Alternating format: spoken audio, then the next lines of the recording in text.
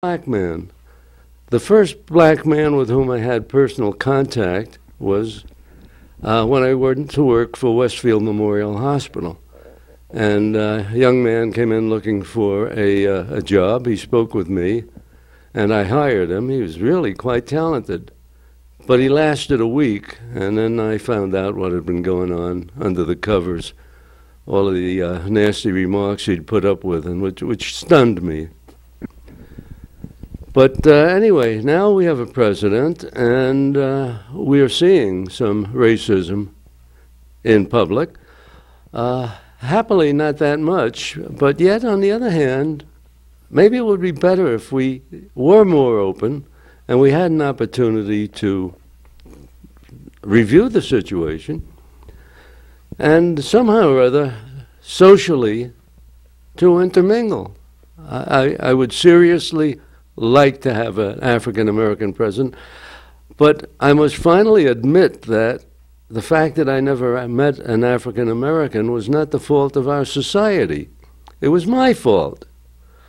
I never went out and intentionally tried to speak with an African-American.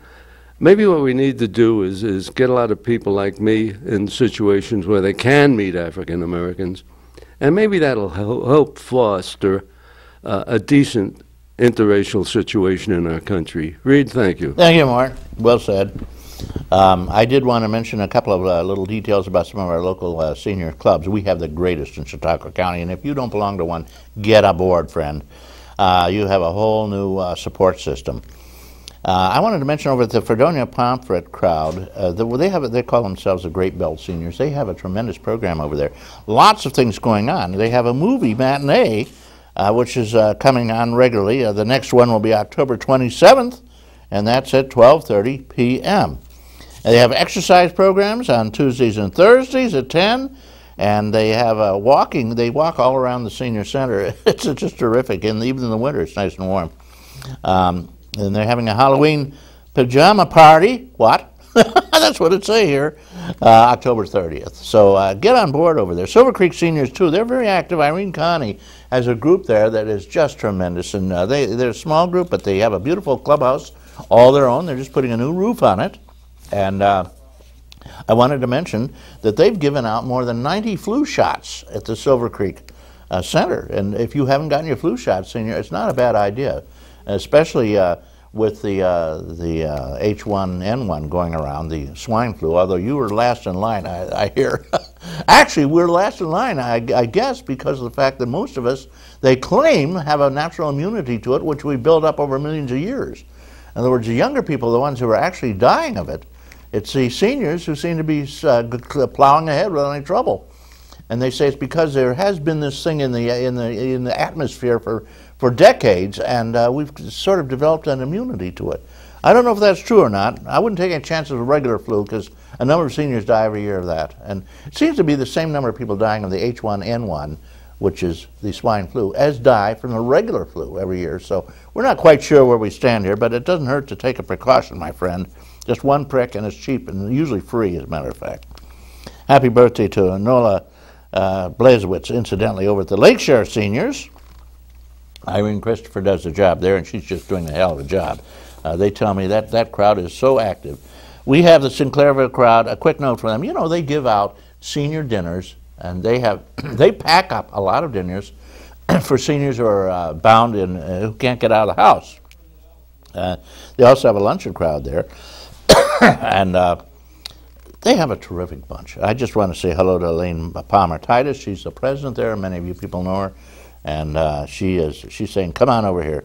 Hello, Lisa Rangel and Patty France and Mona Ketteris. They had a wonderful dinner. They had a great dinner they provided. Most senior groups are having a Thanksgiving dinner, so you'll have a chance to get together with them. And I did want to mention the next meeting of this group over here in Sinclairville is Tuesday, November 10th. And it'll be a full turkey dinner with the stuffing and the works. Mashed potatoes, the gravy, the yams, you know the work. Love it. Dunkirk Federated, quick note there. Betty Korzinski does the job there. And I want to say happy birthday to Ruth McCoyak, who's given her best over there for many years, and what a champion. They have luncheons over there, stuffed shells, spinach, juice roll, ice cream and everything. Dunkirk Senior Federated, don't miss them if you live in the Dunkirk area. They have a most wonderful senior center there. And I did want to mention 2 or 3 quickie notes here. I wanted to show you this. There's a huge turkey party where everybody wins if you hang out there. Friday, coming up, November 13th at 7:30. That's at the Exempt Hall at the Fire Department of Westfield, New York. Don't miss that. It's a fundraiser, and the money goes to a good cause.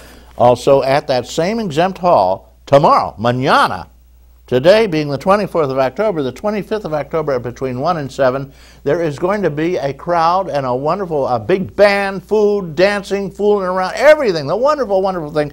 It's a celebration for Silver Creek Fire Department, who lost a lot of equipment and had a lot of grief during that flood.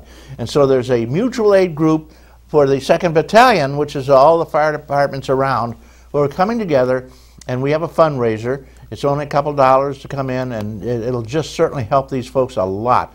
Tomorrow, that is the Sunday of October the 25th, there will be running from 1 to 7, and a special little thing. We have a film team who are award-winning photojournalists, video journalists, Karen and Roy Harvey. They're putting together a film to save the Westfield Hospital, which will be all over the place. Since they're media stars, they'll be in the media. You'll see it on various television stations. They are taking some shots down there between 1 and 2 o'clock, right at the beginning of the huge mutual aid party for Silver Creek tomorrow, Sunday. And they will be on site, and they're looking for people who can tell how they have been saved, their lives have been saved by the Westfield Memorial Hospital being there for them. And if they close it, of course, it's going to cost thousands of seniors their lives, because we're a very heavy senior area. And most cities you can get to a hospital in a few minutes. If you have to travel 40 minutes to get to the nearest hospital, which would be Dunkirk, you're in deep trouble, because that golden moment is gone for somebody with a heart attack, stroke, or who's had a heavy hemorrhage of some kind. So we've got to try to save that hospital. It doesn't cost a lot, and it sure serves a lot of other areas. It serves Portland, all the adjoining areas, Mayville, it serves Ripley, because the people on our side can get to a hospital in a few minutes, even though they could go to Dunkirk or they could go to Erie. But if they're living on our side, the ambulance picks them up and whips them over to the hospital. Don't forget that. Tomorrow, very important, Sunday, 1 to 7, help our citizens who are in the fire department and Silver Creek, who have sustained terrible losses. Enough said. My guest comes here all the time, so she is very used to the fact that I rattle on and on and on. Cathy Young. Good morning, Cathy. Good morning. I appreciate you giving up again another Saturday to come over to be with our seniors and everybody, because we have a lot of non-seniors who watch this show. And it's very popular now. And I just mentioned to Cathy, you can watch it on YouTube now. Just crank it up anytime, and it's on several other sites, but YouTube's easiest to remember. So if you want to pick it up later, go to YouTube. It goes on Monday morning, incidentally. That's when it's loaded.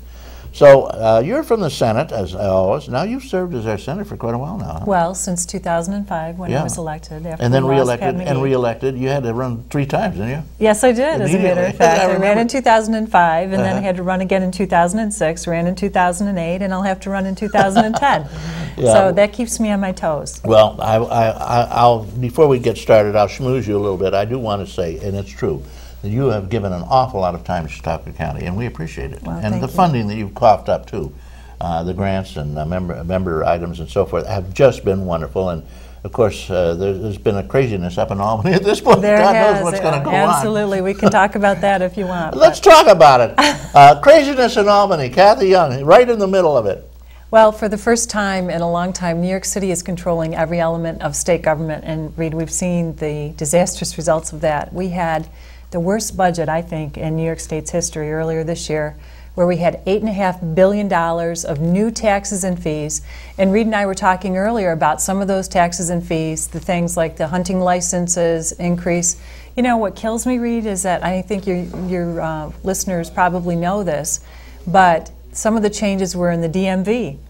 And this hurts seniors too, because they are raising the fee for the registration of your vehicle, your driver's license fee, and the one that absolutely floors me is the fact that everybody will have to buy back their license plates this coming April. I think it's just craziness. craziness. What that's about, It's yeah. craziness. It absolutely is craziness. So I heard it was going to be $50.